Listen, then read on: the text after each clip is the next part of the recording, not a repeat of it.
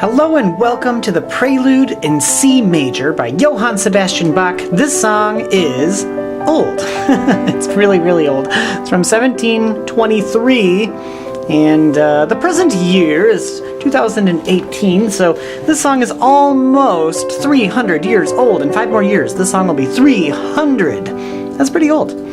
Well, anyway, that's not really what we're here to talk about. What we're here to do right now is to break this song into all the different ideas that it has. And let me tell you, it has a lot of ideas. So many ideas. But we're going to start nice and easy with just idea number 1. And we're only going to need 5 notes. So I need you to start by finding 2 black keys in the middle of your piano. And we're going to start with middle C. This is also called C4. And it should sound like that. Go ahead and play C4. And then we're going to climb up from C to D to E. And this is also E4. Look at that. And the first 2 notes are C, E. Then the next note, we're going to go up from E to F to G. This is G4. But then we're also going to go up to the next higher C. So we're by 2 black keys again. And this is C5. So take a look at that. C5. And then, again, we're going to do another E up here. So see how we have C and E down here. And C and E up here. This is also octave number 5. This 5 looks pretty terrible. Sorry about that. It's kind of hard to write on a piano. Ugh. Seems like I'd be getting better at it by now. And here's the pattern. Every measure in this song, at least the first 32 measures, 32, 33, 30, yeah, the first 32 measures are always going to do this. We're going to have 2 left-hand notes. So start with your pinky and then your middle finger, as if we were putting our hand in C position. C, D, E, F, G. 1 finger on each key. And then over here, I can put my fingers on A, B, C, D, E, like that. But I actually want to move my thumb onto G. So we've got pinky, middle, thumb, and then I'm going to use my my middle finger on C and pinky on E. And so I've got 1, 2, 3, 4, 5. This is called a C major arpeggio. Say arpeggio. And that means in the style of the harp, or in the manner of the harp. Can you hear the word harp in the word arpeggio? Arp, arp, arp. Doesn't it sound like you're just kind of going pluck, pluck, pluck, pluck, pluck, like a harp? Now, this is what we're going to do. We're going to do the first 5 notes. 1, 2, 3, 4, 5. Go ahead and do that.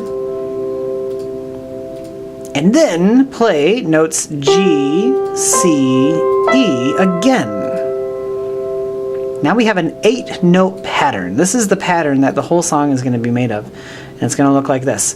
1, 2, 3, 4, 5, 6, 7, 8. Can you do that?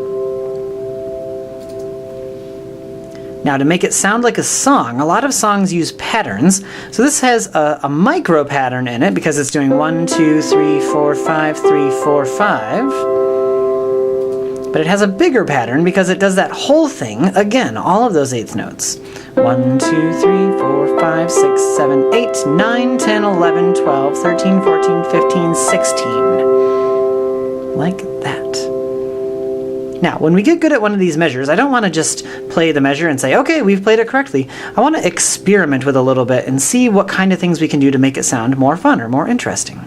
So watch this. I'm going to play the first 2 notes together, and then the last 3 notes together. And then I could go back and forth. And you could try that.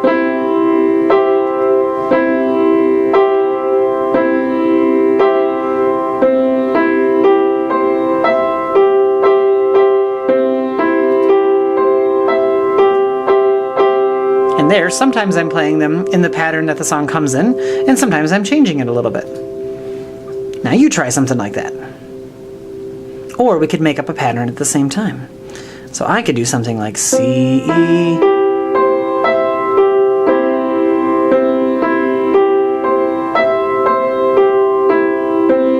And that time I kind of climbed up the pattern and then I went back down the pattern. And then of course you could try it faster if you wanted to.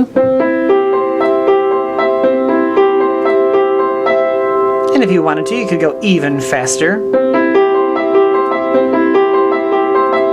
And you could test yourself and see how fast you can get it. Or you could get out a metronome and set a tempo and try to play along. So let's do the normal version now a few times at a few different speeds. I'm just going to set that right on the keys. No, I'm trying to set it somewhere where you can kind of see it still. How about I put it right over here? Yeah, you can still kind of see it. Okay. So if it was going like this, I would try to play along. And this might be a little tricky the first time you try it. Like 1, 2, 3, 4.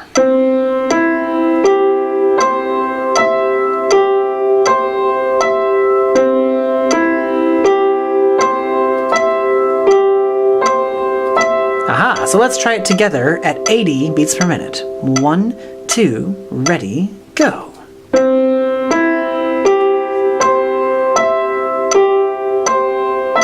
C, E, G, C, E, G, C.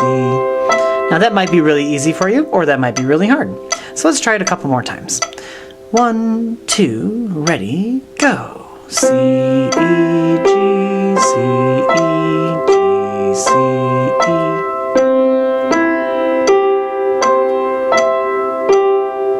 Now if you got that, then let's try a little faster. Here's how it sounds at 100 beats per minute.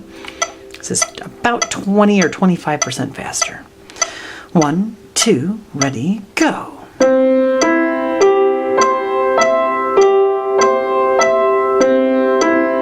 And let's just keep doing it a few times. If you get stuck or lost, just wait until the set finishes and then jump back in. Like right now.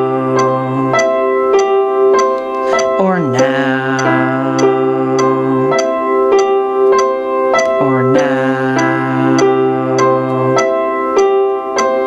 Right now. And then I'm going to end with C. And that's plenty on measure number 1 for today. We're going to have some opportunities to explore more of this a little bit later, but for now, that's the first idea of the song. So in the music, I like to just write first idea, and that's measure 1. And then if you want, you can go on to the Prelude in G major, which is one of the ways to go through the song, and just do the first idea in G major.